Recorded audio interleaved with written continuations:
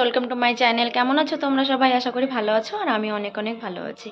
আজ হচ্ছে বৃহস্পতিবার, সকাল সকাল কাজকর্ম করে স্নান করে পুজো দেওয়া শেষ আমার। এখন যাব হচ্ছে রান্নাঘরে। তো তোমাদের দাদাভাই গিয়েছিলো বাজারে, সেখান থেকে একটা দেশি মোরগ নিয়ে এসছে, সেটাই রান্না করব।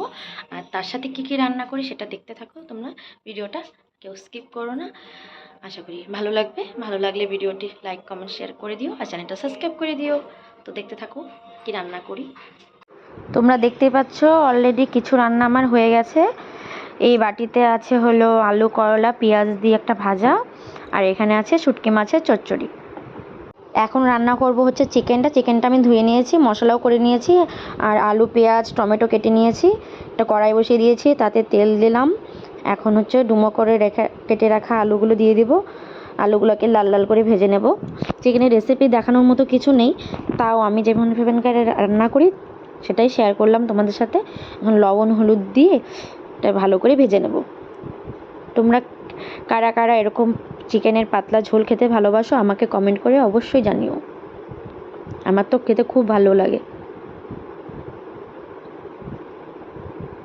এখন ভাজা হয়ে গেছে, এগুলোকে তুলে নেব। সেই তেলে জিরে তেজপাতা লঙ্কা শুকনো লঙ্কা গরম মশলা ফোড়ন দেব, তাতে কেটে রাখা পেঁয়াজগুলো দিয়ে দেব। পেঁয়াজগুলোকে লাল লাল করে ভেজে নেব।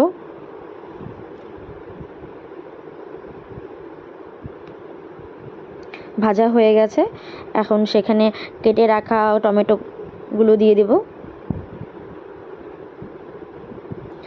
আমি যে মশলাটা করে রেখেছিলাম রসুন বাটা আদা বাটা লঙ্কা বাটা জিরের গুঁড়ো লঙ্কার গুঁড়ো ধনিয়া গুঁড়ো, সেটা দিয়ে দিলাম।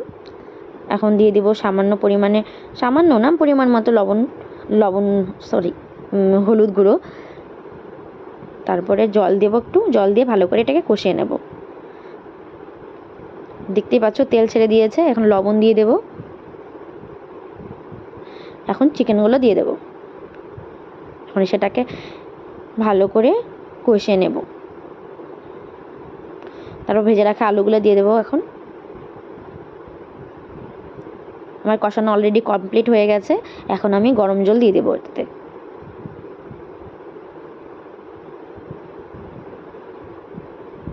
এটাকে এখন ফুটতে দেব। নামানোর আগে গরম মশলা গুঁড়ো দিয়ে নামিয়ে নেব। এখন আমি গরম মশলা গুঁড়ো দিয়ে দিলাম। হয়ে গেছে আমার চিকেন রান্না করা। তো দেখতেই পাচ্ছ কি সুন্দর হয়েছে, খেতেও খুব টেস্টি হয়েছিল।